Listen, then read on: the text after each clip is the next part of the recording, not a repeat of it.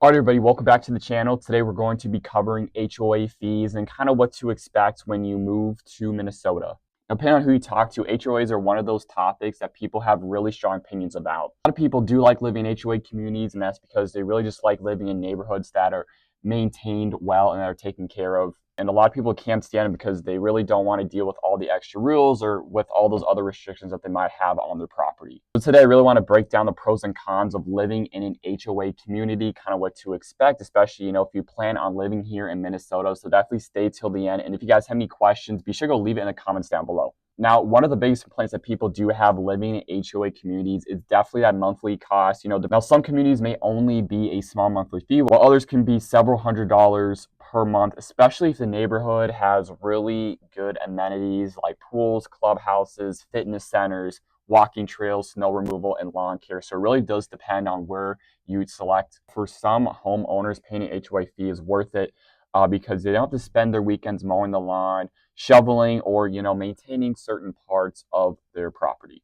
Whereas for others, that extra payment really does a disservice to other people because they would rather do that yard work themselves, or that snow shoveling or lawn mowing. It really does come down to your lifestyle and what's important to you. Now, the next thing that people usually talk about when it comes to HOAs is the rules. Now, some people like HOA rules because they help keep the neighborhood consistent. Now, they can prevent situations where one home becomes neglected, which means, yards aren't maintained, and it really just leads to the overall decline of a neighborhood. Then on the other hand, people really don't like these restrictions because that means, they can't do whatever they want with their property. Now, depending on the HOA, there are certain rules about things like exterior paints, fences, landscaping, parking, sheds, trailers, and even holiday decorations. Now, for some people, that structure is benefit, and for other people, it just feels too restrictive. So now, before buying an HOA community, it's important to actually read through rules and understand really what you're agreeing to. Now, one benefit that people don't really consider with HOAs is that it can help protect property values. Now, pretty much what I mean by that is everyone in the neighborhood is required to maintain their home and follow certain standards. Now, pretty much what I mean by this is when everyone in the neighborhood is required to maintain their home and follow certain standards, it can help the community just overall look more attractive.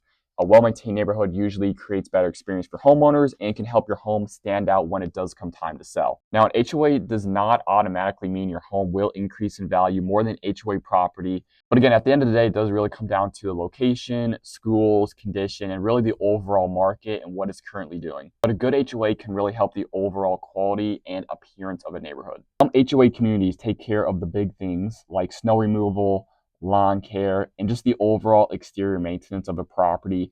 And a lot of people like that because especially Minnesota, we really do get some harsh winters and harsh weather here. So a lot of people in Minnesota do really appreciate those services that the HOA does provide. It can especially be appealing for people who want a lower maintenance lifestyle. There are also communities throughout Minnesota that offer amenities like pools, community centers, fitness centers, pickleball courts, walking trails, and more. For some buyers, depending on who you are, that's exactly what they're looking for. And while HOAs can have a lot of benefits, there are a few things buyers should always check before purchasing. First, look at the HOA fees and make sure that they fit your monthly budget. Second, ask about any upcoming special assessments on your property. Sometimes an HOA may need to make a large improvement on a property, and homeowners could be responsible for an additional cost. Also, take a look at an HOA's financial health.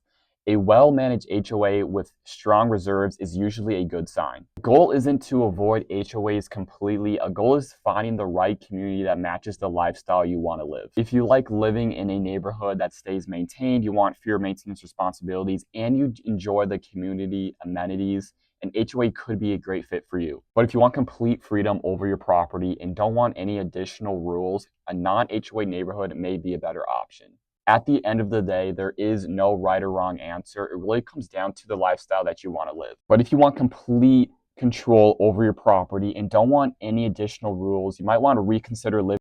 If you're thinking about buying a home in Minnesota or considering living in HOA communities and want any more information on them, be sure to reach out. Would be happy to help you understand the differences and find a right neighborhood that fits you. If you're interested in learning more about living in Minnesota, real estate, neighborhoods, and what it's like living here, be sure to follow along as I'm going to try and post videos here every single week.